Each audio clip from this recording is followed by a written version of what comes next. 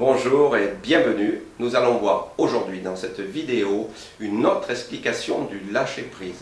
Effectivement, dans une autre vidéo, j'avais expliqué le lâcher-prise par le concept de l'énergétique chinoise. J'avais développé une explication.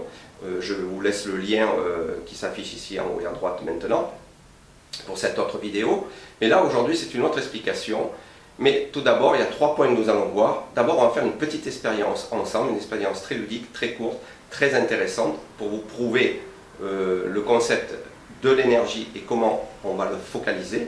Ensuite, je vais vous expliquer comment l'esprit va focaliser l'énergie sur quelque chose et en fait, pourquoi il faut à tout prix être dans le lâcher-prise de façon à pouvoir mieux appréhender la guérison ou même réaliser un désir.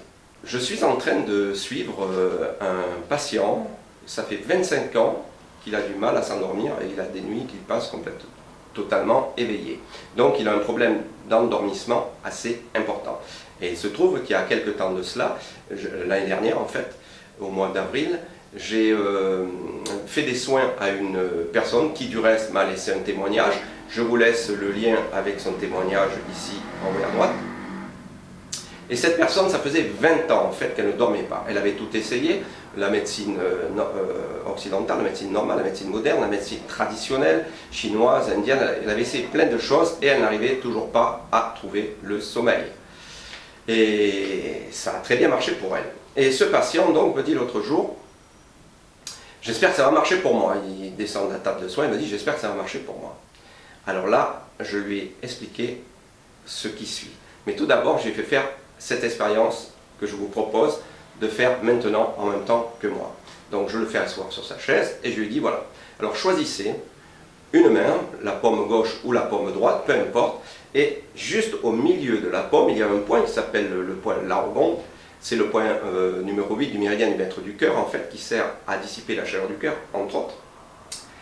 Vous allez appuyer dessus, avec le pouce ou avec l'index, peu importe, appuyez assez fort. Si possible, restez assis, mettez vos deux mains sur les genoux, les paumes de main vers le ciel, et avec un doigt, vous appuyez assez fortement sur la paume que vous choisissez, gauche ou droite. Allez-y, appuyez, et relâchez. Vous sentez une petite pression. Maintenant, pendant que je vous parle, focalisez votre attention sur l'endroit sur lequel vous avez appuyé dans le creux de la paume de votre main. Faites comme si vous étiez assis littéralement dans la paume de votre main. Allez-y, vous pouvez fermer les yeux, regardez votre poing sur la paume de la main, le centre de la paume de la main, et mettez votre intention dessus. Je vous laisse 30 secondes.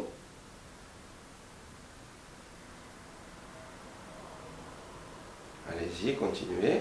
Votre intention est dans le creux de la paume de votre main. Voilà, et maintenant, par rapport à votre autre main, essayez de ressentir s'il y a une différence. Effectivement, vous constatez qu'il y en a une. Vous avez peut-être une impression de lourdeur, là où vous avez appuyé. Vous avez peut-être une impression de chaleur, ou alors ça picote. Ça c'est le chi, la bioélectricité, l'énergie vitale, qui est dans votre main. Vous le sentez, et même pendant que je vous parle, vous pouvez continuer à focaliser votre attention sur ce point. Et vous allez toujours sentir une présence, vous allez sentir une présence, vous allez sentir quelque chose dans votre main. Eh bien, ce quelque chose, en fait, c'est l'énergie, c'est le chi, c'est la bioélectricité. Alors, en Qigong, on a un adage, en fait, qui dit « là où l'intention va, l'énergie va ». C'est-à-dire, là où le yi, c'est l'intention, c'est le mental réfléchi, se fixe, le chi, l'énergie, se fixe aussi. Donc, quand vous pensez à quelque chose, vous avez remarqué, vous avez mis votre intention dans la paume de votre main et vous avez focalisé votre énergie et le chi, la bioélectricité, est allé à ce point-là. Alors, où je veux en venir avec ça? Après avoir fait faire cette expérience à mon patient, je vais expliquer la chose suivante. Une deuxième chose, ce qui veut dire que si l'intention, là où vous mettez votre intention, votre énergie se déplace, ce que je vais vous expliquer maintenant, les motards vont sourire, parce que c'est ce qu'on apprend, même les motards, les motards de la police, quand ils font des stages, ils apprennent ça aux motards civils qui viennent apprendre, faire des petits stages de moto pour s'améliorer. C'est-à-dire que lorsque vous prenez un virage, Si vous avez un obstacle devant vous, un mur, une voiture, un trottoir, n'importe quoi, vous êtes en train de vouloir tourner, par exemple, je veux tourner sur ma gauche. Si je ne regarde pas le point où je veux aller, mais que je me fixe sur l'obstacle que je dois éviter, obligatoirement, pratiquement 99,99% des fois, je vais rentrer dans cet obstacle, je vais buter contre cet obstacle. C'est ainsi, c'est pas autrement. Encore, donc, là où le yi va, le chi va, mon énergie, je la déplace vers là, donc mon intention, je suis sur l'obstacle, je vais vers l'obstacle. Et ils expliquent, du reste, ces motards, quand on fait des stages, justement, de regarder où l'on doit aller. Regardez les champions moto. Regardez quand ils prennent avec leur caméra qui est derrière la bulle, quand ils prennent la tête du pilote, s'il est en train de prendre une grande courbe, un grand virage comme ça, il n'est pas en train de regarder devant sa roue, mais il fixe l'endroit où il doit aller. Alors il est décalé de la moto, hein, ça c'est encore une autre histoire, et il regarde là-bas, et il fixe l'endroit où il va aller. Et sa courbe se trace toute seule. Bon, bien entendu, ils savent où c'est qu'ils doivent rentrer dans le virage le mieux possible, se placer, etc., etc. Ils savent maîtriser aussi la vitesse de la moto, bien entendu, c'est évident. Mais même cela, s'ils regardaient devant eux, c'est sûr qu'ils iraient tout droit. Donc ils regardent toujours à l'endroit où il faut aller et la moto va y aller. Donc là où votre intention se fixe, où vous mettez votre attention, effectivement, l'énergie va aller.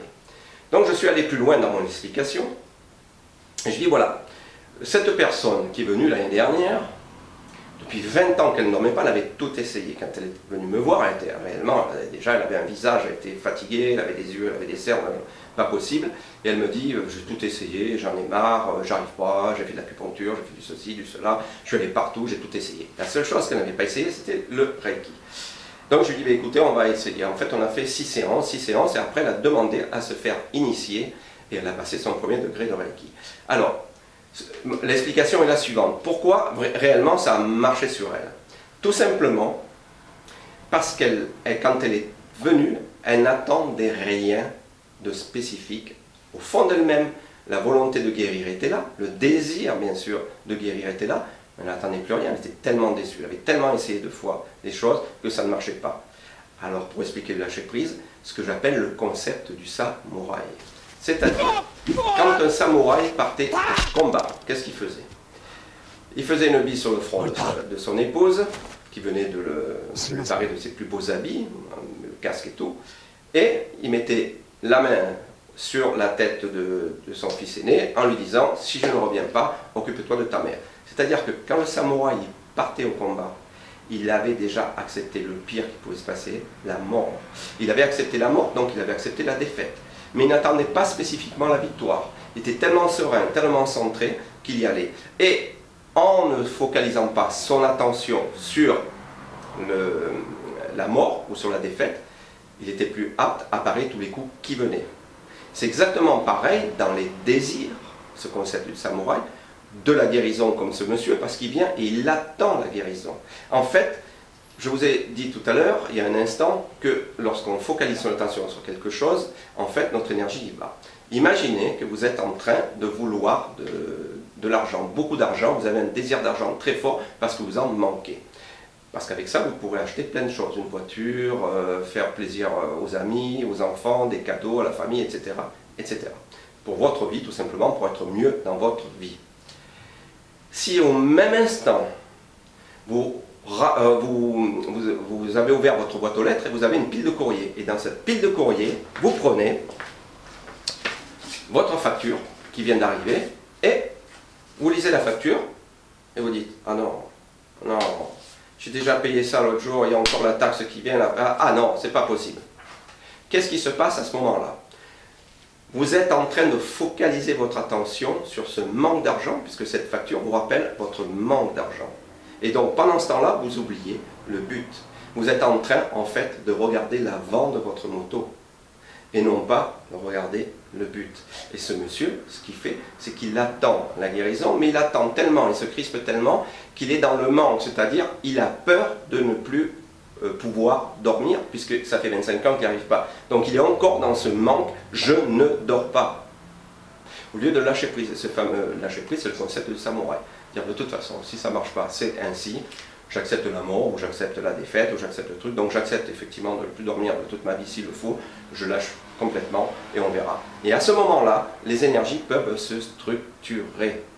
Parce que quand on crée quelque chose dans notre vie, un désir, une envie, que se passe-t-il? Il se passe exactement, nous sommes dans un monde de yin et de yang, ça, dans les arts énergétiques chinois, on nous le rappelle assez souvent et nous le savons, d'accord, masculin, féminin, jour, nuit, etc., etc. Et alors, que fait-on? Si je pense à un désir, qu'est-ce qui va se passer? Je crée obligatoirement son pendant, c'est-à-dire le manque, le vide.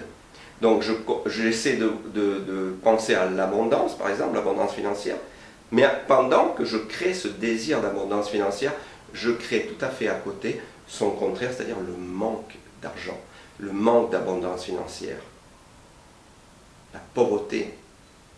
D'accord? Donc d'un côté il y aura la richesse, d'un côté il y aura la pauvreté. Mais comme l'esprit humain est formaté depuis,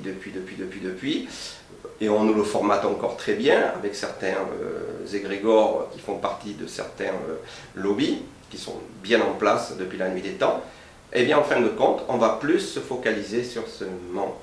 C'est plus difficile de se focaliser sur le désir comblé, pas le je veux, parce que si vous êtes dans le je veux, vous n'arriverez jamais à rien, vous n'obtiendrez rien, vous serez toujours dans le je veux. Et dans 30 ans, 40 ans, vous serez dans le je veux. Et dans 40 ans, vous direz, ben je veux, mais on ne me donne pas. Ben oui, parce que vous êtes dans le je veux. Donc c'est j'ai obtenu, je l'ai. Donc en fait, c'est tout un travail que l'on fait à côté, dans une autre façon de faire de la thérapie, d'accord, où on explique aux gens, on travaille sur le mental, sur l'émotionnel, etc., etc. Mais déjà, le concept du samouraï, partez au boulot, partez où vous voulez, partez n'importe où, oubliez la peur, oubliez tout, acceptez la mort, acceptez tout ce qu'il y a, et vous serez réellement dans le lâcher-prise. Alors voici donc une nouvelle explication du lâcher-prise. Il y avait l'énergétique chinoise, et vous avez aujourd'hui le japonais, le samouraï, le concept du samouraï, le lâcher-prise. Voilà, c'était une nouvelle vidéo, on en fera bientôt encore d'autres. C'était Francis Jacquet, expert diplômé d'État en art énergétique chinois et maître enseignant Reiki, Usui et Karuna. A très bientôt, merci, au revoir.